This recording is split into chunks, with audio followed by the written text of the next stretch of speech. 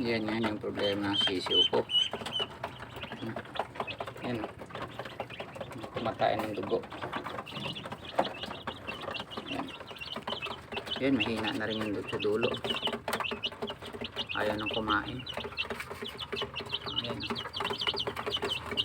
Ano pa yung problema na ito? Sagana naman sa pagkain eh. Busog na eh. Pero tumatain ng dugo. Ang dami ng mayroon sa kanila. Sakit.